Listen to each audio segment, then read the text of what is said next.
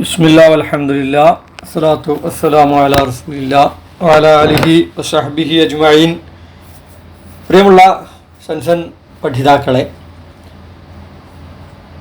PSCയിലെ ഒരു ജോലിക്ക് വേണ്ടിയുള്ള ശ്രമത്തിലാണ് നമ്മൾ എല്ലാവരും. ക്ലാസ്സിനുള്ള എല്ലാവരും എത്തിയിട്ടുണ്ടാവുമെന്ന് പ്രതീക്ഷിക്കുകയാണ്. എത്തിയവർ ഒന്ന് പേര് വിവരങ്ങളൊന്ന് കമൻറ്റ് ചെയ്യാം. നമ്മൾ ഇന്ന് ട്രാൻസ്ലേഷൻ എന്ന വിഷയത്തെക്കുറിച്ചാണ് നമ്മൾ പഠിക്കാൻ പോകുന്നത്. വളരെ പ്രധാനപ്പെട്ട ഒരു വിഷയം തന്നെയാണ്. മത്സര പരീക്ഷകളിൽ മാത്രമല്ല, ജീവിതത്തിൽ തന്നെ നമ്മൾ ഉണ്ടാക്കിയെടുക്കേണ്ട വളരെ വലിയൊരു സ്കില്ലാണ് ട്രാൻസ്ലേഷൻ എന്നുള്ളത്. ലോകത്ത് പല ഭാഷകളുണ്ട്. ഇന്ത്യയിൽ തന്നെ നോക്കുമ്പോൾ ആയിരക്കണക്കിന് ഭാഷകൾ ഉണ്ട്, ഉപഭാഷകളും ഉണ്ട്. ഒരു മനുഷ്യൻ്റെ തന്നെ ഏറ്റവും വലിയൊരു പ്രത്യേകതകളിൽ പെട്ടതാണ് ഭാഷ എന്നുള്ളത്. എഴുത്ത് ഉള്ള ഭാഷകളുണ്ട്, ലിപി ഇല്ലാത്ത ഭാഷകളുണ്ട്, വെറും സംസാര ഭാഷകളായിട്ട് നിൽക്കുന്ന ഒക്കെ ഉണ്ട്. അപ്പോൾ എല്ലാവർക്കും എല്ലാ ഭാഷയും അറിയില്ല എന്നതുകൊണ്ട് തന്നെ ഒരു ഭാഷ സംസാരിക്കുന്ന ആളും വേറൊരു ഭാഷ സംസാരിക്കുന്ന ആളും തമ്മിലുള്ള ഒരു കമ്മ്യൂണിക്കേഷൻ നടക്കാൻ വേണ്ടി ട്രാൻസ്ലേഷൻ എന്ന ഒരു കാര്യം നിർബന്ധമാണ്. ട്രാൻസ്ലേഷൻ്റെ നിർവചനമായിട്ട് കാണുന്നത് പല നിർവചനങ്ങൾ നമുക്ക് കാണാൻ കഴിയും. അതിലൊന്ന്, translation is the process of converting text or other forms of communication from one language to another while preserving the original meaning and intent. നമുക്കിവിടെ സ്ക്രീനിൽ കാണാൻ പറ്റും. ഒരു വാക്ക് ടെക്സ്റ്റ് രൂപത്തിലുള്ള ഒരു ആശയം അല്ലെങ്കിൽ കമ്മ്യൂണിക്കേഷൻ്റെ മറ്റു മാർഗങ്ങളൊക്കെ എഴുതിയിട്ടുള്ളതാവാം, പറഞ്ഞിട്ടുള്ളതാവാം, ഏത് രൂപത്തിലുള്ളതും ആവാം. അതിൽ തന്നെ കഥ, കവിത, വെറും സംസാരം, ഖുത്ബ, ഇതൊക്കെ ഉണ്ടാവും. പല രൂപങ്ങളുണ്ടാവും. അതിനെ ഒരു ലാംഗ്വേജിൽ നിന്ന് മറ്റൊരു ലാംഗ്വേജിലേക്ക് മാറ്റാം, എന്നാൽ അതിൻ്റെ ആശയങ്ങൾ നഷ്ടപ്പെടാതിരിക്കുക. അതാണ് ട്രാൻസ്ലേഷൻ്റെ ഒരു വിശദീകരണം. ആ സ്ക്രീനിൽ നമുക്ക് കാണാം സോഴ്സ് ലാംഗ്വേജ്, ടാർഗറ്റ് ലാംഗ്വേജ്. ട്രാൻസ്ലേഷനിലെ വളരെ അടിസ്ഥാനപരമായ രണ്ട് വാചകങ്ങളാണ് അത്. സോഴ്സ് ലാംഗ്വേജ് അഥവാ SL. ഇനി നമ്മൾ ഭാവിയിൽ SL എന്നാണ് പറയുക. അതേപോലെ ടാർഗറ്റ് ലാംഗ്വേജ് TL എന്നും പറയും. അപ്പോൾ SL എന്ന് പറഞ്ഞാൽ അത് സോഴ്സ് ലാംഗ്വേജ് ആണ് എന്ന് നമ്മൾ മനസ്സിലാക്കണം. ടാർഗറ്റ് ലാംഗ്വേജ് എന്ന് പറഞ്ഞാൽ അതിന് പറയുന്നത് TL ആണ് എന്നും നമ്മൾ മനസ്സിലാക്കണം. സോഴ്സ് ലാംഗ്വേജ് എന്ന് പറഞ്ഞാൽ എന്താണ്? നമ്മളൊരു ഉദാഹരണത്തിന് എടുക്കുക. നമ്മൾ മലയാളത്തിലെ ഒരു കണ്ടന്റ് അറബിയിലേക്ക് മാറ്റുകയാണ് എന്ന് കരുതാം. മലയാളത്തിലെ ഒരു കണ്ടന്റ് അറബിയിലേക്ക് മാറ്റുകയാണ്. ഇതിലേതാണ് സോഴ്സ് ലാംഗ്വേജ്? സോഴ്സ് എന്ന് പറഞ്ഞാൽ നമുക്കറിയാം, സ്രോതസ് അല്ലേ, ഒറിജിൻ. ഇതിലേതാണ് SL അഥവാ സോഴ്സ് ലാംഗ്വേജ്? മലയാളത്തിൽ നിന്ന് അറബിയിലാക്കുന്നത് കൊണ്ട് മലയാളമാണ് സോഴ്സ് ലാംഗ്വേജ്. ഏതാണ് ടാർഗറ്റ് ലാംഗ്വേജ്? ഏത് ഭാഷയിലേക്കാണ് നമ്മളിത് മാറ്റുന്നത്? ടാർഗറ്റ് എന്ന് പറഞ്ഞാൽ ലക്ഷ്യമെന്നാണല്ലോ. ഏത് ഭാഷയിലേക്കാണ് നമ്മൾ മാറ്റുന്നത്? അതാണ് TL. അപ്പോൾ ആ ഒരു കാര്യം നമ്മൾ നന്നായി മനസ്സിലാക്കിയിരിക്കാം. ആ ട്രാൻസ്ലേഷനിൽ ആശയങ്ങൾ മാറാൻ പാടില്ല. ഏതെങ്കിലും ഒരു വാക്ക് കണ്ടിട്ട് നമ്മളത് ട്രാൻസ്ലേറ്റ് ചെയ്ത് ആശയം വ്യക്തമായില്ലെങ്കിലോ ട്രാൻസ്ലേഷൻ്റെ പ്രസക്തി തന്നെ അവിടെ ഇല്ല. SL TL അത് നമ്മൾ മനസ്സിലാക്കിയിരിക്കേണ്ടതുണ്ട്. പല രൂപത്തിലുണ്ട് ട്രാൻസ്ലേഷൻ. ഒന്ന്, ഒരു വാക്ക് അതിൻ്റെ അർത്ഥം പറയാം, അതോടുകൂടി കഴിയുന്ന വിഷയം. ഇതാണ് ഏറ്റവും എളുപ്പമുള്ള കാര്യം. ഇപ്പോൾ നമ്മൾ അറബിയിൽ ജലസ ഒരു വാക്കാണ്. ഇരുന്നു, അതതിൻ്റെ അർത്ഥമാണ്. ഇതും ട്രാൻസ്ലേഷൻ തന്നെയാണ്. മുഫ്രദുകൾ ട്രാൻസ്ലേറ്റ് ചെയ്യാം. ഇതാണ് താരതമ്യേന എളുപ്പമുള്ള കാര്യം. ഇതിൽ ഒറ്റ കാര്യം ശ്രദ്ധിക്കേണ്ടതുള്ളൂ, ഏറ്റവും നല്ല വാക്ക് കണ്ടെത്തണം എന്നതാണ്. എന്താ ഏറ്റവും നല്ല വാക്ക് എന്ന് പറഞ്ഞാൽ, ഒന്ന് ഭാഷാപരമായി ഉപയോഗിക്കുന്ന ഏറ്റവും നല്ല വാക്ക്. ഒരു വാക്കിന് പല അർത്ഥങ്ങളുണ്ടാവാം. ആ സന്ദർഭത്തിൽ യോജിക്കുന്ന ഏറ്റവും അനുയോജ്യമായ വാക്ക് ഏതാണ് എന്നുള്ളതാണ് ഒന്നാമതായി നമ്മൾ ചിന്തിക്കേണ്ട കാര്യം. അതേപോലെ തന്നെ ഇപ്പം അറബിയിൽ നിന്ന് നമ്മൾ മലയാളത്തിലേക്ക് ഒരു വാക്ക് പരിഭാഷപ്പെടുത്തുകയാണ്, അതിൻ്റെ അർത്ഥം പറയാൻ. പല സമയത്തും നമുക്ക് അതൊക്കെ ആവശ്യം വരും. അങ്ങനെ നമ്മൾ ട്രാൻസ്ലേറ്റ് ചെയ്യുമ്പോൾ, ഉദാഹരണം അറബിയിൽ നിന്ന് ഒരു വാക്ക് മലയാളത്തിലേക്ക് ട്രാൻസ്ലേറ്റ് ചെയ്യുന്നു. അതാണല്ലോ കോമൺ ആയിട്ട് നമ്മൾ അറബി പുസ്തകങ്ങൾ വായിക്കുമ്പോൾ നടക്കുന്നത്. അങ്ങനെ ആകുമ്പോൾ ആ വാക്കിന് മലയാളത്തിൽ പല വാക്കുകളുണ്ടാവും. പഴയ കാലത്ത് ആളുകൾ ഉപയോഗിച്ചിരുന്ന വാക്കുകളുണ്ടാവും, പുതിയ കാലത്ത് ഉപയോഗിക്കുന്ന വാക്കുകളുണ്ടാവും. അപ്പോൾ നമ്മൾ പുതിയ കാലത്തെ ആളുകളോട് സംസാരിക്കുമ്പോൾ പുതിയ കാലത്തെ വാക്കുകൾ ഉപയോഗിക്കാൻ ശ്രദ്ധിക്കുക. പണ്ടൊക്കെ സ്കൂളിലൊക്കെ പഠിച്ചിരുന്ന സമയത്ത് പണ്ടത്തെ അധ്യാപകർ അസ്റ എന്ന വാക്ക്, അസ്റ എന്ന വാക്കിന് ആ അധ്യാപകരൊക്കെ പറഞ്ഞിട്ടുള്ളത് ഉളരി എന്നൊക്കെയായിരുന്നു. ഇപ്പോഴത്തെ സാഹചര്യത്തിൽ നമ്മൾ വേഗത്തിൽ പോയി എന്നോ സ്പീഡിൽ പോയി എന്നുള്ള രീതിയിലൊക്കെ പറയും. അപ്പോൾ ആ വാക്കിന് ഏറ്റവും നല്ല വാക്ക് കണ്ടെത്തുക എന്നുള്ളതാണ്. ഇന്നത്തെ ക്ലാസ് നമ്മൾ ഇതിൻ്റെ വളരെ പ്രാഥമികമായ ഭാഗങ്ങൾ ചെറിയ രൂപത്തിൽ വിശദീകരിക്കാന്നേ ഉള്ളൂ. നമുക്ക് നന്നായിട്ട് പഠിച്ച് പോകാം. ഈ കാര്യങ്ങളൊക്കെ നല്ല രീതിയിൽ നോട്ട് ചെയ്യുന്നുണ്ടാവും എന്നാണ് പ്രതീക്ഷിക്കുന്നത്. അറിയുന്ന കാര്യങ്ങളാണെങ്കിലും ഒന്ന് നോട്ട് ചെയ്യുന്നത് നന്നാവും. ഇതിൻ്റെ ഒരു ക്രമവും കാര്യങ്ങളൊക്കെ നമുക്ക് കിട്ടാൻ വേണ്ടിയിട്ട്. ഇനി നമുക്ക് വാക്കുകൾ, അർത്ഥങ്ങൾ കിട്ടാനുള്ള സോഴ്സുകളാണ്. നമുക്ക് ഏതൊക്കെ മാർഗത്തിലൂടെ നമുക്ക് ഇത് കിട്ടും എന്നത്. ഏറ്റവും രേഖപ്പെടുത്തപ്പെട്ട ഏറ്റവും പഴയ രൂപമാണ് ഡിക്ഷണറികൾ, പ്രിൻ്റഡ് ഡിക്ഷണറികൾ. നിങ്ങൾ ഈ പ്രസൻറ്റേഷനിൽ കുറച്ച് ഡിക്ഷണറികളെ കാണുന്നുണ്ട്. അറബിക് ഇംഗ്ലീഷ് ഡിക്ഷണറികളാണ് ഇതിൽ എടുത്തു കൊടുത്തിരിക്കുന്നത്. ഡിക്ഷണറികളാണ് ഏത് ഭാഷയുടെയും അടിസ്ഥാന ഘടകങ്ങൾ. ഓരോ ഡിക്ഷണറികൾ ഇങ്ങനെ എടുത്തു നോക്കൂ, പരിശോധിച്ച് നോക്കൂ. അറബിയിലെ ഏറ്റവും പ്രശസ്തമായ ഡിക്ഷണറികളുണ്ട്. നമുക്കെല്ലാവർക്കും അറിയാം, പലതരത്തിലുള്ള ഡിക്ഷണറികളുണ്ട്. ഇപ്പോൾ മലയാളത്തിൽ നമ്മൾ എടുത്തു നോക്കുകയാണെങ്കിൽ മലയാളത്തിൽ ഒരു വാക്കിൻ്റെ ആശയം മലയാളത്തിൽ തന്നെ പറയുന്ന തരം ഡിക്ഷണറികളുണ്ട്. മലയാളം നിഘണ്ടു എന്നൊക്കെയാണ് നമ്മൾ കാണുക. മലയാളത്തിലെ ഒരു വാക്കിൻ്റെ ഇംഗ്ലീഷ് ഉള്ള ഡിക്ഷണറികളുണ്ട്. അതിനെ മലയാളം ഇംഗ്ലീഷ് ഡിക്ഷണറികൾ എന്ന് പറയും. ഒരു ഡിക്ഷണറിയുടെ ചട്ട നമ്മൾ കണ്ടാൽ അതിൽ ആ രണ്ട് ഭാഷകളും കൊടുത്തിട്ടുണ്ടാവും. English Malayalam, Arabic English, English Arabic, അങ്ങനെ ഉണ്ടാവും. എങ്ങനെ? Arabic English dictionary, English Arabic dictionary. നമ്മൾ വിചാരിക്കും ഇത് രണ്ടും ഒന്ന് തന്നെയല്ലേ, അറബിക് ഇംഗ്ലീഷും ഇംഗ്ലീഷ് അറബിക്കും ഒന്ന് തന്നെയല്ലേ എന്ന് കരുതും. പക്ഷെ അറബിക് ഇംഗ്ലീഷ് ഡിക്ഷണറി എന്ന് പറഞ്ഞാൽ അറബിയിലുള്ള ഒരു വാക്കിൻ്റെ ഇംഗ്ലീഷ് അർത്ഥം കൊടുക്കുന്നതാണ്. ഇംഗ്ലീഷ് അറബിക് ഡിക്ഷണറി എന്ന് പറഞ്ഞാൽ ഇംഗ്ലീഷിലുള്ള ഒരു വാക്കിൻ്റെ അർത്ഥം അറബിയിൽ കൊടുക്കുന്നതാണ്. ഡിക്ഷണറിയിൽ ഏത് രൂപമായിരിക്കും? കോമൺ ആയിട്ട് കാണുന്നത് അക്ഷരമാല ക്രമത്തിലായിരിക്കും. നമ്മളെല്ലാവരും ഡിക്ഷണറികൾ ഒരു പ്രാവശ്യമൊന്നുമല്ല നമ്മൾ റെഫർ ചെയ്തിട്ടുള്ള നൂറുകണക്കിന് വാക്കുകളുടെ അർത്ഥം നമ്മൾ നോക്കിയിട്ടുണ്ടാകും. അതിൻ്റെ രൂപങ്ങളൊക്കെ എല്ലാവർക്കും അറിയാം. ഒന്നുകൂടി നമ്മുടെ സിലബസിൽ പറയാൻ വേണ്ടി പറയുക എന്നേ ഉള്ളൂ. ആ കാര്യം നമ്മൾ മനസ്സിലാക്കുക.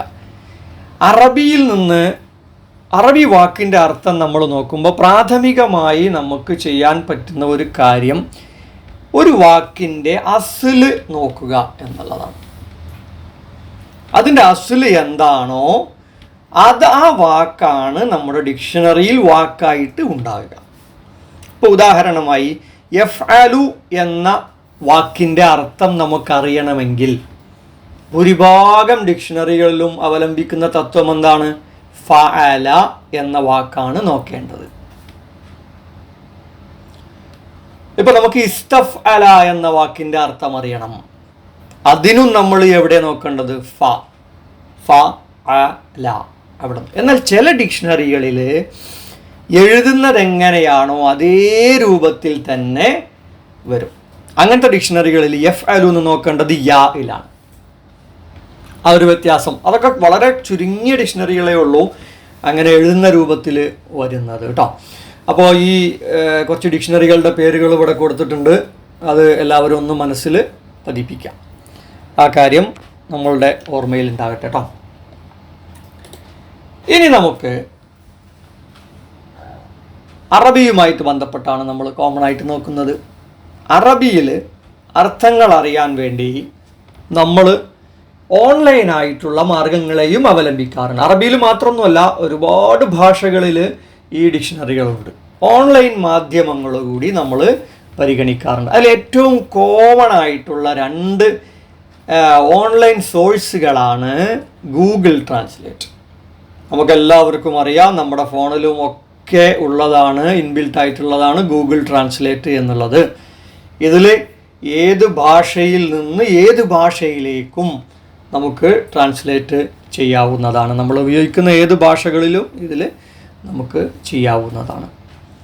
മറ്റൊന്നാണ് അൽ മആനി എന്ന നിഘണ്ടു. വേറെയും നിഘണ്ടുക്കളുണ്ട് കേട്ടോ. കോമൺ ആയിട്ടുള്ള നമ്മൾ നിരന്തരം യൂസ് ചെയ്യുന്ന, ഒരുപാട് ആളുകൾ യൂസ് ചെയ്യുന്ന 2 എണ്ണം പറഞ്ഞു എന്നുള്ളതേ ഉള്ളൂ. അൽ മആനി ഡിക്ഷണറിയും ഗൂഗിൾ ട്രാൻസ്ലേറ്റും. ഇനി ഗൂഗിൾ ട്രാൻസ്ലേറ്റിനെ പറ്റി നമുക്ക് ഒന്ന് നോക്കാം. ഏത് കാര്യത്തിനായാലും ഗുണങ്ങളും ഉണ്ടാവും ദോഷങ്ങളും ഉണ്ടാവും. ഗൂഗിൾ ട്രാൻസ്ലേറ്റ് അതിൻ്റെ ഗുണങ്ങൾ എന്തൊക്കെയാണ്? ഒന്നാമതായി അത് സൗജന്യമാണ്. അത് ഡൗൺലോഡ് ചെയ്യാനോ അത് ഉപയോഗിക്കാനോ അതിലെ കാര്യങ്ങൾ കോപ്പി ചെയ്യാനോ ഷെയർ ചെയ്യാനോ ഒന്നും പണച്ചെലവില്ല. മാത്രമല്ല ഫ്രീ എന്ന് പറഞ്ഞാൽ 2 ആശയങ്ങളാണ്. പണച്ചെലവില്ല എന്നതും അത് സ്വതന്ത്രമാണ് എന്നുള്ളതും. എന്ന് പറഞ്ഞാൽ അതിലെ കണ്ടൻറ്റ് നമുക്ക് എവിടെയും ഉപയോഗിക്കാം, അതിന് ആരും കോപ്പിറൈറ്റ് ആയിട്ട് വരുന്നില്ല. രണ്ടാമതായി അത് വെബ്സൈറ്റുമുണ്ട്, മൊബൈൽ ആപ്പുമുണ്ട്. നമുക്ക് ഏതാണോ സൗകര്യമെന്ന് വെച്ചാൽ നമുക്ക് ഉപയോഗിക്കാം. വലിയ വലിയ ട്രാൻസ്ലേഷൻ വർക്കുകളോ ഒക്കെ ചെയ്യുന്ന ആളുകളാണ് നമ്മൾ എങ്കിൽ നമുക്ക് വെബ്സൈറ്റ് നന്നായിട്ട് ഉപയോഗിക്കാം. പെട്ടെന്ന് നമുക്ക് നമ്മുടെ കയ്യിൽ ഫോണാണുള്ളത്, പെട്ടെന്നൊരു വാക്ക് കിട്ടണം, അങ്ങനെ ആകുമ്പോൾ നമുക്ക് മൊബൈൽ ആപ്പ് തന്നെ ഇതിൻ്റെ ഉണ്ട്. ഇനി ഫോണിലാണെങ്കിൽ തന്നെ വെബ്സൈറ്റും നമുക്ക് ഉപയോഗിക്കാം. മൂന്നാമത്തെ ഒരു പ്രത്യേകത, ഇത് വളരെ ക്വിക്കായിട്ടുള്ള റിപ്ലൈ തരുന്നു എന്നുള്ളതാണ്. ക്വിക്കായിട്ട് അതിൻ്റെ അർത്ഥം നമുക്ക് തരുന്നു എന്നുള്ളതാണ്. നാലാമത്തെ ഒരു പ്രത്യേകത, ഇത് വളരെ കൂടുതൽ ഭാഷകൾ ഇതിന് സപ്പോർട്ട് ചെയ്യും എന്നുള്ളതാണ്. കൂടുതൽ ഭാഷകളിൽ നിന്ന് കൂടുതൽ ഭാഷകളിലേക്ക് ഇത് നമുക്ക് ട്രാൻസ്ലേറ്റ് ചെയ്യാൻ കഴിയും എന്നുള്ളതാണ്. വേറൊരു പ്രത്യേകത, ഇത് വളരെ കൂടുതൽ ഇൻപുട്ട് മെത്തേഡുകൾ നമുക്ക് ഇതിന് ഉപയോഗിക്കാം. ടൈപ്പ് ചെയ്തിട്ടാക്കാം, സ്പീക്കിങ്ങിലൂടെ നമുക്കിത് ട്രാൻസ്ലേറ്റ് ചെയ്യാം, ഹാൻഡ് റൈറ്റിങ്ങിലൂടെ നമുക്ക് ഇത് ചെയ്യാം, ഇമേജുകൾ അപ്ലോഡ് ചെയ്ത് ആ ടെക്സ്റ്റിലുള്ള ഇമേജ്, ഇപ്പോൾ നമ്മുടെ കയ്യിലൊരു പേപ്പറുണ്ട്, അതിലിപ്പോൾ അറബിയിലുള്ള ഒരു കഥയോ നോവലോ എന്തോ ആണ്, അല്ലെങ്കിൽ ഒരു ആപ്ലിക്കേഷനാണ്, ഒരു ഡോക്യുമെൻ്റാണ്. അതിൻ്റെ അർത്ഥം നമുക്ക് ഇംഗ്ലീഷിൽ കിട്ടണമെങ്കിൽ ആ ഇമേജ്, ആ ബുക്കിൻ്റെ ഒരു ഫോട്ടോ എടുത്താൽ മതി, അല്ലെങ്കിൽ ആ പേജിൻ്റെ ഒരു ഫോട്ടോ എടുത്തിട്ട് അതിൽ നിന്ന് പോലും നമുക്ക് ട്രാൻസ്ലേഷൻ ചെയ്യാൻ കഴിയും. അതൊക്കെ ഫോണിൽ നമുക്ക് ചെയ്യാം, ഗൂഗിളിൻ്റെ ഉൽപ്പന്നങ്ങൾ വെച്ചിട്ട് തന്നെ ചെയ്യാം. ഇനി ഓഫ്ലൈൻ ട്രാൻസ്ലേഷൻ പോലും ഇതിലുണ്ട്. ഇൻ്റർനെറ്റ് ആവശ്യമില്ലാത്ത രീതിയിൽ ചെയ്യാവുന്ന, ഓഫ്ലൈനായിട്ട് നമുക്ക് ചെയ്യാവുന്ന ഒരു സൈറ്റും ഒരു സോഫ്റ്റ്വെയറും ഒരു ആപ്പുമാണ് ഗൂഗിൾ ട്രാൻസ്ലേറ്റ് എന്നുള്ളത്. അതിൽ കൂടുതൽ വാക്കുകൾ ഇങ്ങനെ ഡെവലപ്പായി വരുന്നുമുണ്ട്. ഇംപ്രൂവിങ് ആണ് അത് എന്നർത്ഥം. അപ്പോൾ ഇത്രയും ഗുണങ്ങൾ ഒക്കെ ഇതിനുള്ളതോടൊപ്പം തന്നെ ചില പോരായ്മകളുണ്ട്. ഒന്നാമതായി ഓരോ സാഹചര്യങ്ങൾ ഇതിന് തിരിച്ചറിയാൻ കഴിയില്ല. ഇപ്പം നമ്മൾ ഒരു നാട്ടിലെ ഒരു സാഹചര്യം ഉണ്ടാവും, വേറൊരു നാട്ടിൽ വേറെ ഒരു സാഹചര്യമായിരിക്കും. ഇപ്പോൾ നമ്മൾ മലയാളത്തിലുള്ള ഒരു പ്രയോഗം അറബിയിലേക്ക് ട്രാൻസ്ലേറ്റ് ചെയ്ത് ഇപ്പോൾ മലയാളത്തിൽ ഉള്ള ഒരു അപേക്ഷയാണെന്ന് കരുതാം. അത് നേരെ ഗൂഗിൾ ട്രാൻസ്ലേറ്റിലിട്ട് അറബിയിലാക്കിയിട്ട് അറബ് നാട്ടിലെ ഒരു ഓഫീസിൽ കൊടുക്കാൻ പറ്റുമോ? പറ്റില്ല. കാരണം അവിടുത്തെ കൾച്ചർ വ്യത്യാസമുണ്ട്. മനസ്സിലായോ? അല്ലെങ്കിൽ നമ്മൾ ഒരു സ്കൂളിലേക്ക് കൊടുക്കുന്ന ഒരു ലാംഗ്വേജിൽ ഒരു മെഡിക്കൽ രംഗത്തേക്ക് നമുക്ക് ഉപയോഗിക്കാൻ പറ്റുമോ? ഇല്ല. അവിടെയാണ് കോണ്ടെക്സ്റ്റുകൾ മാറുക എന്ന് പറയാം. അതേപോലെ ലീഗലായിട്ടുള്ള സ്ഥലങ്ങളിൽ നമുക്ക് സാധാരണ നിലക്കുള്ള ഒരു കാര്യം ഉപയോഗിക്കാൻ പറ്റില്ല. നമ്മളിപ്പം കോടതിയിൽ ഒരു അപേക്ഷ സമർപ്പിക്കുകയാണ്, ഒരു ഹർജി സമർപ്പിക്കുകയാണ്. അത് നമ്മൾ എനിക്ക് ഏറ്റവും പ്രിയപ്പെട്ട ജഡ്ജി അറിയുവാൻ എന്നൊക്കെ പറഞ്ഞു കൊടുക്കും. അല്ലെങ്കിൽ എനിക്ക് ഏറ്റവും പ്രിയപ്പെട്ട വക്കീൽ വായിച്ചറിയുവാൻ എന്ന് നമ്മൾ കൊടുക്കാറില്ല. അപ്പോൾ അതിൻ്റേതായ വ്യത്യാസങ്ങൾ, അതാണ് കോണ്ടെക്സ്റ്റിൻ്റെ വ്യത്യാസം എന്ന് പറയാം. അപ്പോൾ ഏത് സന്ദർഭത്തിലാണ് എന്നുള്ളത് ഒരു മെഷീനിന് തിരിച്ചറിയാൻ കഴിയില്ല. അവിടെയാണ് നമ്മൾക്ക് ട്രാൻസ്ലേഷൻ മേഖലയിൽ എന്ത് ടെക്നോളജി വന്നാലും, AI അല്ല അതിൻ്റെ അപ്പുറമുള്ള ടെക്നോളജികൾ വന്നാലും ട്രാൻസ്ലേഷൻ രംഗത്ത് മനുഷ്യന്മാരുടെ ജോലി അവസരങ്ങൾ ഏറെക്കുറെ നിലനിൽക്കുമെന്ന് പറയാൻ കാരണം അതൊരു മനുഷ്യൻ കൊടുത്ത് മനുഷ്യൻ പ്രോസസ്സ് ചെയ്ത് ട്രാൻസ്ലേഷൻ നിർവഹിക്കുക തന്നെ വേണം. വേറെ ഒരു പ്രശ്നം ഗൂഗിൾ ട്രാൻസ്ലേറ്റിന് ഉള്ളത് എന്ന് പറഞ്ഞാൽ അതിൽ നീണ്ട കണ്ടൻറ്റുകൾ ട്രാൻസ്ലേറ്റ് ചെയ്യുമ്പോൾ വളരെ പ്രശ്നങ്ങളുണ്ട്. തെർക്കീബുകളിൽ പ്രശ്നങ്ങളുണ്ട്. ഇപ്പോൾ നമ്മൾ വലിയൊരു ലേഖനം ട്രാൻസ്ലേറ്റ് ചെയ്ത് ഇപ്പോൾ മലയാളത്തിലുള്ള ഒരു ലേഖനം നമുക്ക് അതൊരു അറബ് ലോകത്തേക്കുള്ള ഒരു മാസികയിൽ കൊടുക്കാം എന്ന് നമുക്ക് ആഗ്രഹം ഉണ്ടായി. മലയാളത്തിലുള്ളതല്ലേ, അറബ് ലോകത്തുള്ളവരൊന്നും ഇത് അറിയില്ല, നമുക്കത് അടിച്ചു മാറ്റിയിട്ട് ചെയ്യാമെന്ന് വിചാരിച്ചിട്ട് നമ്മൾ മലയാളത്തിൽ നിന്ന് ഗൂഗിൾ ട്രാൻസ്ലേറ്റിൽ ഇട്ടിട്ട് അറബി ലേഖനമാക്കി മാറ്റി കൊടുക്കാൻ കഴിയില്ല. ഒരുപാട് തെറ്റുകൾ അതിൽ ഉണ്ടാകും. ഇനി ഒരു വാക്കിന് പല അർത്ഥങ്ങൾ ഉണ്ടാവും. ഇപ്പോൾ നമ്മൾ ഒരു വാക്ക് ഒരിക്കൽ നമ്മൾ അടിച്ചു നോക്കിയത്, ഇപ്പോൾ നമ്മൾ മലയാളത്തിൽ തേങ്ങാക്കൊല എന്ന ഒരു വാക്ക് അടിച്ചു നോക്കിയിട്ട് ഇംഗ്ലീഷിലേക്ക് കൊടുത്താൽ അവിടെ വരുന്നത് മർഡർ ഓഫ് കോക്കനട്ട് എന്നാണ്. ഒരിക്കൽ അങ്ങനെ ടൈപ്പ് ചെയ്ത് നോക്കിയപ്പോൾ തേങ്ങാക്കൊല, കൊല എന്ന് പറഞ്ഞാൽ കൊല്ലുക എന്നുള്ള അർത്ഥത്തിൽ മർഡറിന് ഗൂഗിൾ ട്രാൻസ്ലേറ്റ് കണ്ടെത്തി. അങ്ങനെ മർഡർ ഓഫ് കോക്കനട്ട് എന്ന് കൊടുത്തു. ഒരു അറബിയിലെ പ്രശസ്തമായ ഒരു വാക്ക് ഉണ്ടായിരുന്നു, അതിലെ ഒരു വാക്കേ ഞാൻ ഓർക്കുന്നുള്ളൂ, അമിയ എന്നത്. അമിയ എന്ന് പറഞ്ഞാൽ അന്ധത ബാധിച്ചു എന്നുള്ള രീതിയിലാണ് വന്നത്. എന്നാൽ ഗൂഗിൾ അത് ഇംഗ്ലീഷിലേക്ക് ട്രാൻസ്ലേറ്റ് ചെയ്തത് ആ വാക്ക് മൈ അങ്കിൾ എന്നാണ്. അമ്മി എന്ന് ഗൂഗിൾ വായിച്ചിട്ട് മൈ അങ്കിൾ എന്ന് ട്രാൻസ്ലേറ്റ് ചെയ്തു. അങ്ങനത്തെയൊക്കെ ഒരുപാട് വിഷയങ്ങൾ ഉണ്ട്. പിന്നെ ഇത് മെഷീൻ ക്രിയേറ്റ് ചെയ്ത വർക്കാണ്. ആ ഒരു കാര്യം നമ്മൾ മനസ്സിലാക്കേണ്ടതുണ്ട്. ഇതിന് പറഞ്ഞിട്ടുള്ള എല്ലാ പോരായ്മകളും, ഇവിടെ പറഞ്ഞിട്ടുള്ള പോരായ്മകളും മറ്റുള്ള പോരായ്മകളുമൊക്കെ നമുക്ക് ഇതൊരു മെഷീൻ ക്രിയേറ്റ് ചെയ്ത വർക്കാണ് എന്നതുകൊണ്ട് സഹിക്കാവുന്നതേ ഉള്ളൂ. അതിൽ നമ്മുടെ ഒരു വർക്ക് എടുത്തു കഴിഞ്ഞാൽ നമുക്കിത് വളരെ സുന്ദരമായിട്ട് കൊണ്ടുപോകാൻ പറ്റും.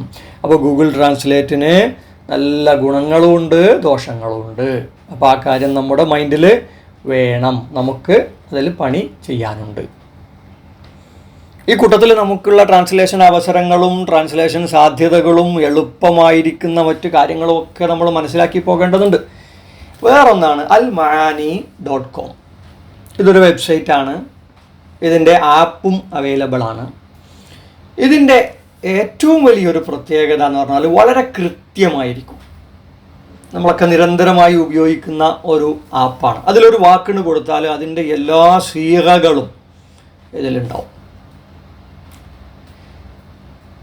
ഇത് ഒഥൻറ്റിക്കായ ഡിക്ഷണറികൾ അവലംബിച്ചിട്ടുള്ള ഒരു ഓൺലൈൻ ഡിക്ഷണറിയാണ് അൽ മആനി എന്നുള്ളത്. വളരെ പ്രശസ്തമായ 4-5 ഡിക്ഷണറികൾ അവലംബിച്ചിട്ടാണ് ഇതിൽ. അത് നമുക്ക് അതിൻ്റെ റിസൾട്ടിൽ കാണാൻ പറ്റും. ഇത് ഇന്ന ഡിക്ഷണറി പ്രകാരമാണ് എന്ന്, പല വാക്കുകളിലും ഇന്ന ഡിക്ഷണറി പ്രകാരമാണ് ഇത് കൊടുത്തിട്ടുള്ളത് എന്ന് അവർ പറയാറുണ്ട്. അപ്പോൾ അതിൻ്റെ ഒരു നല്ലൊരു പ്രത്യേകതയാണ് കേട്ടോ. പിന്നെ ഒരുപാട് ഭാഷകൾ ഇത് സപ്പോർട്ട് ചെയ്യുന്നുണ്ട്. English, French, Portuguese, Spanish, Turkish, Persian, Indonesian, German, Urdu, Russian ഇതൊക്കെ ഇതിൽ സപ്പോർട്ട് ചെയ്യുന്നുണ്ട്. കോമൺലി അറബി ഭാഷ പഠിക്കുന്ന ഒരാൾക്ക് Arabic to English, English to അറബിക്കാണ് കോമൺലി ആവശ്യം വരുന്നത്. ഇപ്പോഴൊക്കെ ഒരുപാട് കുട്ടികൾ ഫ്രഞ്ച്, അതേപോലെ സ്പാനിഷ്, ജർമ്മൻ ഇതൊക്കെ പഠിച്ചു വരുന്നുണ്ട്. അവർക്കുമൊക്കെ ആ രംഗത്ത് ഉപയോഗിക്കാൻ കഴിയും. അതിൻ്റെ എല്ലാ സീഗകളും കാണിക്കും കേട്ടോ. ഇപ്പോൾ അക്കല എന്നുള്ളൊരു വാക്ക് നമ്മൾ കൊടുത്താൽ അതിൻ്റെ ഒരുപാട് ഉക്കുൽ, അങ്ങനത്തെ ഒരേ അതിൻ്റെ സീഗകൾ, അതിൻ്റെ അർത്ഥം ഒക്കെ കാണിക്കും. ഇനി നമുക്ക് അറബി ടു അറബി അത് ഇതിൽ പറ്റും. അറബി ടു ഇംഗ്ലീഷ് ഇതൊക്കെ. മലയാളം ഇതിൽ കാണുന്നില്ല, സപ്പോർട്ട് ചെയ്ത് തുടങ്ങിയിട്ടില്ല. പിന്നെ ഇതിലെ ഒരു പ്രത്യേകത, നമ്മൾ നേരത്തെ ഗൂഗിൾ ട്രാൻസ്ലേറ്റിൻ്റെ ഒരു പ്രശ്നമായിട്ട് പറഞ്ഞിരുന്നു, കോണ്ടക്സ്റ്റുകൾ അറിയാത്തത് കൊണ്ടുള്ള പ്രശ്നം. ഇതിൽ ഒരു പരിധി വരെ കോണ്ടക്സ്റ്റുകളുടെ അർത്ഥം കൂടി ഇന്ന സാഹചര്യത്തിൽ, ഇന്ന കോണ്ടക്സ്റ്റിൽ ഇന്നതാണ് ഇതിൻ്റെ ആശയം എന്നുള്ളത് നമുക്ക് ഏറെക്കുറെ മനസ്സിലാക്കാൻ പറ്റും. അതിലൊക്കെ പ്രാവീണ്യമുള്ള ആളുകൾക്ക് ഇത് മനസ്സിലാക്കിയെടുക്കാവുന്ന കാര്യമേ ഉള്ളൂ. അതേപോലെ തന്നെ അതിനോട് ചേർത്ത് പറയേണ്ടതാണ്, ഫിനാൻഷ്യൽ രീതിയിലുള്ള വാക്കുകൾ, ലീഗലായിട്ടുള്ള വാക്കുകൾ, ടെക്നിക്കലായിട്ടുള്ള വാക്കുകളൊക്കെ നമുക്ക് പ്രത്യേകിച്ച് മനസ്സിലാക്കിയെടുക്കാൻ പറ്റും. ഇതിനൊക്കെയുള്ള അടിക്കുറിപ്പുകളൊക്കെ അതിൽ നമുക്ക് കാണാൻ പറ്റും. അതേപോലെ അറബിയിലെ പ്രോവർബുകളും അതേപോലെ അറബി ചൊല്ലുകളുമൊക്കെ നമുക്ക് ഓരോ വാക്കുകളുടെയും ആ വാക്കുകൾ ഉൾക്കൊള്ളുന്ന പത്ര കട്ടിങ്ങുകളിൽ ആ വാക്ക് വന്നതുണ്ടാവും. അതേപോലെ പ്രോവർബുകളിലുമൊക്കെ ആ വാക്കുള്ളതൊക്കെ നമുക്ക് കാണിക്കാറുണ്ട്. അതേപോലെ യൂസേഴ്സിന് അതിലേക്ക് വാക്കുകൾ കോൺട്രിബ്യൂട്ട് ചെയ്യാനൊക്കെയുള്ള സൗകര്യങ്ങൾ അതിൽ ഉണ്ട്. നമുക്ക് ഒറ്റ നോട്ടത്തിൽ അത് കാണാൻ കഴിയില്ലെങ്കിലും അത് നമുക്ക് ചെയ്യാവുന്നതാണ്. എല്ലാവർക്കും അതിൽ ആഡ് ചെയ്യാൻ കഴിയുമെന്നല്ല, അതിലുള്ള കഴിവുള്ള ആളുകൾക്ക് തീർച്ചയായിട്ടും അതിൽ കോൺട്രിബ്യൂട്ട് ചെയ്യാൻ കഴിയുന്നുണ്ട്. പിന്നെ വലിയൊരു ടീം, പണ്ഡിതന്മാരുടെയും ഭാഷാ പടുക്കളുടെയും ഒക്കെ ഒരു ടീം ഇത് മോണിറ്റർ ചെയ്യാനുണ്ട് എന്നുള്ളത് ഇതിൻ്റെ ഒരു ക്വാളിറ്റി ഉറപ്പുവരുത്തുന്ന ഒരു കാര്യമാണ്. അങ്ങനെ ഒരുപാട് കാര്യങ്ങൾ. ഏറ്റവും പ്രധാനപ്പെട്ട ഒരു കാര്യം അവസാനം പറയുന്നത് point and click Arabic keyboard, അതും ഇതിൽ ഉണ്ട്. ഇപ്പം നമ്മളൊരു വാക്ക് ഇങ്ങനെ അതിൻ്റെ പകുതിയൊക്കെ അടിച്ചാൽ അതിൻ്റെ സജഷനായിട്ട് ഒക്കെ വരുന്നതുണ്ടല്ലോ, അതൊക്കെ ഇതിൻ്റെ ഒരു പ്രത്യേകതയാണ്. അതുകൊണ്ട് നമുക്ക് അവലംബിക്കാൻ നല്ലത് almaani.com ആണ്. മറ്റു സൈറ്റുകളും ഇതിന് ഒരുപാട് ഉണ്ട്. കോണ്ടക്സ്റ്റ് അർത്ഥങ്ങൾ കിട്ടുന്ന ഒരുപാട് സൈറ്റുകളുണ്ട്.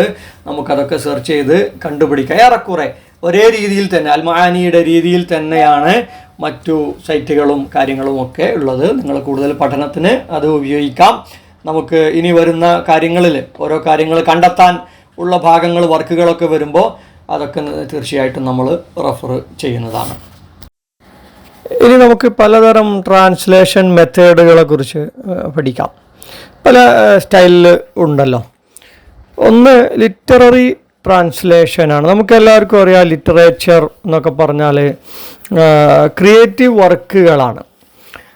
നോവലുകൾ, കഥകൾ, കവിതകൾ, ഇതൊക്കെ ഒരു ഭാഷയിൽ നിന്ന് മറ്റൊരു ഭാഷയിലേക്ക് ട്രാൻസ്ലേഷൻ നമുക്ക് അറിയാം. അപ്പോൾ മലയാളത്തിൽ നിന്ന് പോലും അറബിയിലേക്ക് ഒരുപാട് നോവലുകൾ ട്രാൻസ്ലേറ്റ് ചെയ്യപ്പെട്ടിട്ടുണ്ടല്ലോ. തകഴിയുടെ ചെമ്മീൻ പോലെയുള്ള നോവലുകൾ മലയാളത്തിൽ നിന്ന് അറബിയിലേക്ക് ട്രാൻസ്ലേറ്റ് ചെയ്യപ്പെട്ടിട്ടുണ്ട്.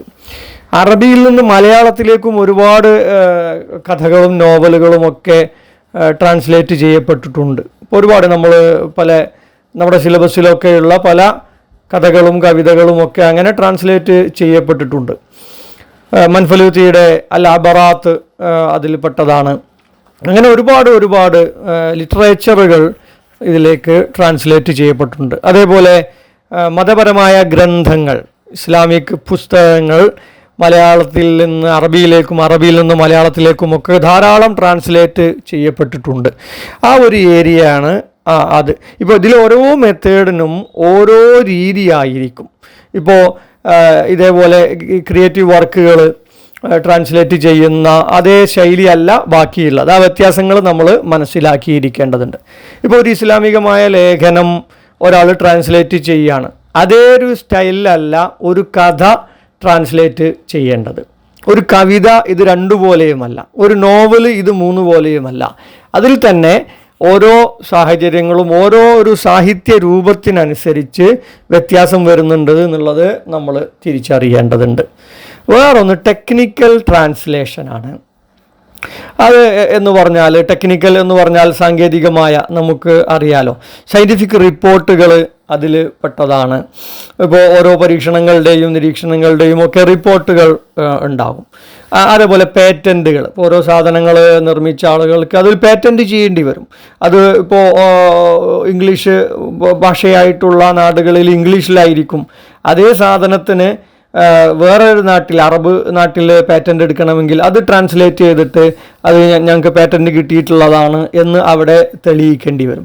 അതേപോലെ എൻജിനീയറിങ്ങിൻ്റെ ഡോക്യുമെൻറ്റുകളുമൊക്കെ ട്രാൻസ്ലേഷൻ നമുക്ക് ചെയ്യേണ്ടതാണ്. ഇതിനൊക്കെ ഓരോ രീതികളാണ് ഉള്ളത്. അപ്പോൾ സയൻറ്റിഫിക് റിപ്പോർട്ടാകുമ്പോൾ സയൻറ്റിഫിക് ടേംസ് ഉണ്ടാവും. അതൊക്കെ നമ്മൾ മനസ്സിലാക്കിയിട്ട് അതേ രീതിയിൽ അത് സയൻറ്റിഫിക് ടേമാണ് എന്ന് മനസ്സിലാക്കിയിട്ട് വേണം അത് ട്രാൻസ്ലേറ്റ് ചെയ്യാൻ വേണ്ടി. ടെക്നിക്കൽ വേർഡുകൾ അതിൽ ഉണ്ടാകും, അതിൻ്റെയൊക്കെ ട്രാൻസ്ലേഷൻ ശ്രദ്ധിക്കേണ്ടതുണ്ട്. മൂന്നാമത്തത് മെഡിക്കൽ ട്രാൻസ്ലേഷനാണ്. നമുക്ക് എല്ലാവർക്കും ആ പേര് കേട്ടാൽ തന്നെ അറിയാം, മെഡിക്കൽ ഡോക്യുമെൻറ്റുകളാണ് അതിൽ ട്രാൻസ്ലേറ്റ് ചെയ്യപ്പെടുക. ഇപ്പോൾ ഇവിടുന്ന് ഒരു കോഴ്സ് കഴിഞ്ഞ, മെഡിക്കൽ കോഴ്സ് കഴിഞ്ഞ ഒരാളാണെന്നിരിക്കട്ടെ, അല്ലെങ്കിൽ ഒരു മരുന്ന് കഴിച്ചുകൊണ്ടിരിക്കുന്ന ഒരാളാണ്. അപ്പോൾ ആശുപത്രി രേഖകൾ ട്രാൻസ്ലേറ്റ് ചെയ്യേണ്ടി വരും. മലയാളത്തിൽ ഒക്കെ എഴുതിയ ആശുപത്രി രേഖകളൊക്കെ ആണെങ്കിൽ അത് ട്രാൻസ്ലേറ്റ് ചെയ്യേണ്ടതുണ്ട്. അതുമാത്രമല്ല, ആശുപത്രിയും മെഡിക്കൽ രംഗത്തുമായിട്ട് ബന്ധപ്പെട്ട പല പല ഡോക്യുമെൻറ്റുകളുണ്ട്. പേഷ്യൻറ്റുകളുടെ റെക്കോർഡ്സ് ഉണ്ട്. അതേപോലെ റിസർച്ച് പേപ്പറുകൾ, മെഡിക്കലായിട്ട് ബന്ധപ്പെട്ടിട്ടുള്ള ഫാർമസ്യൂട്ടിക്കൽ വിവരങ്ങൾ, ഇതൊക്കെ ഒരു മെഡിക്കൽ രംഗത്തെ ഒരു ടെക്നിക്കൽ വേർഡുകളായതുകൊണ്ട് അതിൽ കൃത്യത വളരെ വേണ്ടി വരും. സാധാരണ ഒരു കഥ ട്രാൻസ്ലേറ്റ് ചെയ്യുമ്പോൾ തെറ്റ് സംഭവിക്കുന്നത് പോലെ ഇതിൽ തെറ്റ് സംഭവിച്ചു കഴിഞ്ഞാൽ, മെഡിക്കൽ ഡോക്യുമെൻറ്റിലൊക്കെ തെറ്റ് സംഭവിച്ചാൽ എന്ത് ചെയ്യും? മരുന്നുകളൊക്കെ മാറി എഴുതുന്ന ഒരു അവസ്ഥയൊക്കെ ഉണ്ടാവും. അതേപോലെ പേഷ്യൻറ്റിൻ്റെ വിവരങ്ങളിൽ അസുഖത്തിനെ സംബന്ധിച്ച് ചെറിയ ഒരു സൂക്ഷ്മതയില്ലാത്തൊരു വിവരം മാത്രം മതി ഈ രോഗിക്ക് പ്രയാസം ഉണ്ടാകാനും കാര്യങ്ങളുമൊക്കെ. അപ്പോൾ അതിൽ വേറെ രീതിയിലാണ് ചെയ്യേണ്ടത്. പിന്നെ ഒന്ന് ഫിനാൻഷ്യൽ വിവരങ്ങളുടെ ട്രാൻസ്ലേഷനാണ്. ഫിനാൻഷ്യൽ റിപ്പോർട്ടുകൾ, സ്റ്റേറ്റ്മെൻറ്റുകൾ, ബാങ്കിങ്ങിൻ്റെ വിവരങ്ങൾ ഒക്കെ അതിലാണ് പെടുന്നത്. ലീഗൽ ട്രാൻസ്ലേഷൻ, ലീഗൽ എന്ന് പറഞ്ഞാൽ നമുക്കറിയാം കോടതിപരമായ കാര്യങ്ങളാണ് ലീഗൽ ട്രാൻസ്ലേഷനിൽ വരുന്നത്. അതിലും കൃത്യത വേണം എന്ന് നമുക്ക് എല്ലാവർക്കും അറിയാം അല്ലേ. കോടതിയിലെ കാര്യങ്ങളുമൊക്കെ ആയതുകൊണ്ട് പലപ്പോഴും മലയാളികളൊക്കെ സൗദിയിലെ ജയിലിലൊക്കെ കുടുങ്ങിക്കഴിഞ്ഞാൽ ട്രാൻസ്ലേറ്റർ നിർബന്ധമായിരിക്കും. എന്താണ് ചെയ്ത കുറ്റത്തിനെ സംബന്ധിച്ച് അവർക്ക് പറയാനുള്ളത് എന്താണ് എന്നുള്ളതൊക്കെ പറഞ്ഞ് അത് ട്രാൻസ്ലേറ്റ് ചെയ്യേണ്ടി വരും, എഴുതിയിട്ട് ട്രാൻസ്ലേറ്റ് ചെയ്യേണ്ടി വരും. അതേപോലെ വക്കീലിന് ട്രാൻസ്ലേറ്റ് ചെയ്ത് പറഞ്ഞു കൊടുക്കേണ്ടി വരും. ഇങ്ങനെയൊക്കെ ഉണ്ടാവും. ഇതിലൊക്കെ ഒരു പാളിച്ച ഉണ്ടായാൽ ജീവൻ വരെ നഷ്ടപ്പെടാവുന്ന ഒരു സംഗതിയാണ് ഇവിടെ ഉള്ളത് അല്ലേ. ഈ കുറ്റവാളിയായി ജയിലിൽ ഉള്ള ആളുടെ മൊഴി പറയുമ്പോൾ അത് നേരെ തിരിച്ച് ട്രാൻസ്ലേറ്റ് ചെയ്യപ്പെട്ടാലുള്ള അവസ്ഥ ഒന്ന് ആലോചിച്ച് നോക്കൂ. അതേപോലെ അഡ്മിനിസ്ട്രേറ്റീവ് ട്രാൻസ്ലേഷൻ എന്നുള്ള ഒരു രംഗം കൂടി നമുക്ക് ഉണ്ട്. അഡ്മിനിസ്ട്രേറ്റീവായ, ഭരണപരമായ, നിർവഹണപരമായ രംഗങ്ങളിൽ, അത് സ്ഥാപനങ്ങളുടെയും ഒക്കെ അഡ്മിനിസ്ട്രേറ്റീവായ രംഗങ്ങളിലുള്ള ട്രാൻസ്ലേഷനാണ് അത്. ഓഡിയോ വിഷ്വൽ ട്രാൻസ്ലേഷൻ, ഫിലിമുകൾ, TV ഷോകൾ, വീഡിയോ ഗെയിമുകൾ. ഇപ്പോൾ ഫിലിമുകളൊക്കെ മറ്റു ഭാഷകളിൽ നിന്ന് സബ് ടൈറ്റിലൊക്കെ ഇട്ട് വരുന്നത് നമുക്ക് കാണാം, അതതിൻ്റെ ഒരു ഭാഗമാണ്. അതേപോലെ മറ്റു ഭാഷകളിലേക്ക് ഡബ്ബ് ചെയ്യുമ്പോൾ അവിടെയും ട്രാൻസ്ലേഷൻ്റെ ആവശ്യങ്ങളുണ്ട്. ഇപ്പോൾ അറബിയിലൊക്കെ ഉള്ള ധാരാളം TV ഷോകൾ ഇംഗ്ലീഷിൽ സബ് ടൈറ്റിലിട്ടൊക്കെ നമുക്ക് ലഭ്യമാണ്. അതേപോലെ വീഡിയോ ഗെയിമുകളും. ഇപ്പോൾ ചില നാട്ടിൽ ചില ഭാഷകൾ ഉപയോഗത്തിലുണ്ടാവില്ല. പിന്നെ പല പല രാജ്യങ്ങളും തമ്മിൽ ശീതസമരങ്ങളും മറ്റുമൊക്കെ ഉണ്ടാകുമ്പോൾ ആ നാട്ടിലെ ഭാഷ ഇവിടെ നിരോധിച്ചു എന്നുള്ളതൊക്കെ വരാം. അപ്പോഴൊക്കെ അവിടുത്തേത് ഡബ് ചെയ്തിട്ടും അല്ലെങ്കിൽ സബ് ടൈറ്റിൽ ചെയ്തിട്ടും ഒക്കെയാണ് കാണിക്കാൻ കഴിയുള്ളൂ. അപ്പോൾ ആ ഒരു രംഗവും കൂടി ഉണ്ട്. അതിൽ കുറച്ച് കലാപരമായ ഒരു വിഷയവും കൂടിയാണ് അത്. അതേപോലെ മാർക്കറ്റിംഗ് ആൻഡ് അഡ്വർടൈസിങ് ട്രാൻസ്ലേഷൻ, അതും ഈ രംഗത്ത് പറയേണ്ട കാര്യം തന്നെയാണ്. അപ്പോൾ ഈ ഒരു കാര്യം പറയുമ്പോൾ ഇത്രയും അവസരങ്ങൾ നമുക്ക് ഈ ഒരു രംഗത്ത് ഉണ്ട്. ഏത് ഫീൽഡിലായാലും ഇപ്പോൾ കേരളത്തിലൊക്കെ തന്നെ മെഡിക്കൽ രംഗത്ത് വളരെ അപാരമായ സാധ്യതകളാണുള്ളത്. എന്ന് പറഞ്ഞാൽ പല നാടുകളിൽ നിന്നും കേരളത്തിൽ ആയുർവേദ ട്രീറ്റ്മെൻറ്റിന് ഒരുപാട് പൗരന്മാർ വരുന്നുണ്ട്, ഒരുപാട് ആളുകൾ വരുന്നുണ്ട്. കേരളത്തിൽ കൊട്ടക്കൽ ആര്യവൈദ്യശാല, അൽമാസ്, അതേപോലെ തൈക്കാട്ടുമൂസ്, അങ്ങനെ ഒരുപാട് കണ്ടമാനം ഹോസ്പിറ്റലുകൾ ഇവിടെയുണ്ട്. അതുമാത്രമല്ല ടൂറിസം കേന്ദ്രങ്ങളിൽ, ഹിൽ സ്റ്റേഷനുകൾ, ടൂറിസം കേന്ദ്രങ്ങളൊക്കെ കേന്ദ്രീകരിച്ച് ആയുർവേദ ഉഴിച്ചിലുകൾ, അങ്ങനത്തെ സുഖ ചികിത്സയുടെ കേന്ദ്രങ്ങളിൽ ഇതിലൊക്കെ പല നാടുകളിൽ നിന്നുള്ള ആളുകൾ വരുന്നുണ്ട്. ഇങ്ങനെ റെപ്യൂട്ടഡായ നല്ല ഒരു നിലക്ക് പ്രവർത്തിക്കുന്ന എല്ലാ ആയുർവേദിക് കേന്ദ്രങ്ങളിലും ട്രാൻസ്ലേറ്റർമാർ നിർബന്ധമാണ്. പ്രത്യേകിച്ചും അറബ് നാടിൽ നിന്നാണ് ഒരുപാട് ആളുകൾ വരുന്നത്. അതിപ്പോൾ പ്രായവ്യത്യാസമൊന്നുമില്ല, വളരെ പ്രായമായവർ വരുന്നുണ്ട് ആയുർവേദ ചികിത്സക്ക്, ചെറുപ്പക്കാർ വരുന്നുണ്ട്, ആണുങ്ങളുണ്ട്, പെണ്ണുങ്ങളുണ്ട്, എല്ലാ പ്രായത്തിലുമുള്ള ആളുകളൊക്കെ ഉണ്ട്. അവിടെയൊക്കെ ട്രാൻസ്ലേറ്റർമാരുടെ ആവശ്യമുണ്ട്. അപ്പോൾ ഇതിൻ്റെ ഒരു മെത്തേഡുകൾ പറയുമ്പോൾ അതിലുള്ള ജോലി സാധ്യതകൾ കൂടി നമ്മൾ ഒന്ന് ഓർത്തു വെക്കുന്നത് നന്നായിരിക്കും. ആ ഒരു രംഗത്ത്, മെഡിക്കൽ രംഗത്ത്, ഹോസ്പിറ്റൽ രംഗത്ത്, അതേപോലെ ഹോസ്പിറ്റാലിറ്റി രംഗത്ത് ഒരുപാട് അവസരങ്ങൾ നമുക്ക് ഉണ്ട്. അതേപോലെ കേരളത്തിലുള്ള മറ്റ് അവസരങ്ങൾ ഒക്കെ നമുക്ക് മറ്റൊരു സന്ദർഭത്തിൽ ഇതുമായിട്ട് ബന്ധപ്പെട്ട് നമുക്ക് സംസാരിക്കാം. അപ്പോൾ ഇത്രയും മെത്തേഡുകളാണ് ഇതിൽ ഉള്ളത്. അതേപോലെ തന്നെ 2 തരം ഇപ്പോഴത്തെ ഈ ഒരു ടെക്നിക്കൽ ആയിട്ട് വളരെ ഉയർന്നു നിൽക്കുന്ന ഈ ഒരു കാലത്ത് നമുക്ക് ട്രാൻസ്ലേഷനെ 2 തരത്തിൽ നമുക്ക് എന്താ പറയുക, 2 തരത്തിൽ ഇതിനെ വ്യത്യാസപ്പെടുത്താം. 2 തരം ഉണ്ട് ട്രാൻസ്ലേഷൻ എന്ന് പറഞ്ഞാൽ. ഒന്ന് ഹ്യൂമൻ ട്രാൻസ്ലേഷനാണ്. നമുക്ക് അറിയാം, നമ്മൾ ഒരു മനുഷ്യൻ ഒരു ഭാഷ കേൾക്കുന്നു അല്ലെങ്കിൽ വായിക്കുന്നു, എന്നിട്ട് അതിനെ മറ്റൊരു ഭാഷയിലേക്ക് പറയുന്നു അല്ലെങ്കിൽ എഴുതുന്നു. ഇതൊക്കെയാണ് ഹ്യൂമൻ ട്രാൻസ്ലേഷൻ എന്ന് പറഞ്ഞാൽ. രണ്ടാമത്തേത് മെക്കാനിക്കൽ ട്രാൻസ്ലേഷൻ, ഒരു മെഷീൻ ഉപയോഗിച്ച്, കമ്പ്യൂട്ടർ പോലെയുള്ള മെഷീനുകൾ ഉപയോഗിച്ച് ചെയ്യുന്നത്. അതിലാണ് നമ്മൾ പിന്നെ AI രംഗത്തുള്ള ട്രാൻസ്ലേഷൻ, ആ കാര്യങ്ങളൊക്കെ വരുന്നത്. ഒരു മനുഷ്യൻ്റെ ഇടപെടലില്ലാതെ നടക്കുന്ന ട്രാൻസ്ലേഷനെയാണ് മെക്കാനിക്കൽ ട്രാൻസ്ലേഷൻ എന്ന് പറയുക. അപ്പോൾ നമ്മൾ നേരത്തെ ഗൂഗിൾ ട്രാൻസ്ലേറ്ററിൻ്റെയും അതുപോലെയുള്ള ട്രാൻസ്ലേഷൻ മെത്തേഡുകളുടെയും ട്രാൻസ്ലേഷൻ ഡിവൈസുകളുടെയും ഒക്കെ പ്രശ്നങ്ങൾ നമ്മൾ പറഞ്ഞല്ലോ. അപ്പോൾ ഇവിടെ നമുക്ക് ഈ ഒരു ഹ്യൂമൻ ട്രാൻസ്ലേഷൻ്റെ വില നമുക്ക് അറിയാം. അതേപോലെ തന്നെ ഹ്യൂമൺ അല്ലാത്ത മെക്കാനിക്കൽ ട്രാൻസ്ലേഷൻ ഉണ്ടാകുന്ന കുഴപ്പങ്ങളും നമുക്ക് അറിയാം. ഇപ്പോൾ ഹ്യൂമൻ ട്രാൻസ്ലേഷൻ തന്നെയാണ് മികച്ചത് എന്ന് പറഞ്ഞുകൊണ്ട് നമ്മൾ ഇതിൽ ടെക്നോളജി തീരെ ഉപയോഗിക്കാതെ പോയി കഴിഞ്ഞാൽ എന്ത് സംഭവിക്കും? നമുക്കിവിടെ നിലനിൽപ്പ് ഇല്ലാതെയാകും. അപ്പോൾ ടെക്നോളജികളും ടെക്നിക്കുകളും ഒക്കെ പരമാവധി ഉപയോഗിച്ചുകൊണ്ട് തന്നെ നമ്മുടെ ട്രാൻസ്ലേഷൻ നമുക്ക് വിജയിപ്പിക്കാൻ കഴിയുകയുള്ളൂ എന്നുള്ളത് കൂടി നമ്മൾ ഈ ഒരു രംഗത്ത് മനസ്സിലാക്കേണ്ടതുണ്ട്.